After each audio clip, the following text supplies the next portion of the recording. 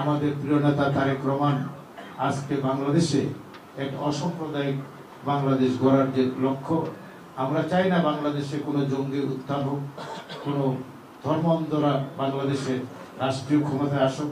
আমরা চাই সবাই মিলেমিশে যারা গণতন্ত্রে বিশ্বাস করে, যারা অসাম্প্রদায়িকতা বিশ্বাস করে, তারা যেন বাংলাদেশের রাষ্ট্রীয় ক্ষমতা আসে। এই কথাটুকু বলে আমি এখান থেকে বেগমগঞ্জ থেকে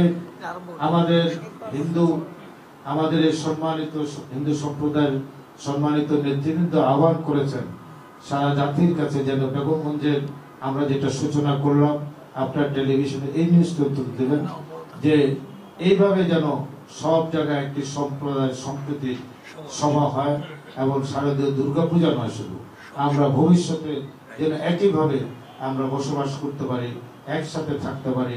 এই দেশে আমি একটা কথা বলি, আমরা এই দেশে জন্মগ্রহণ করেছি, এই দেশে আমার মৃত্যু আমাকে কবর দেবে।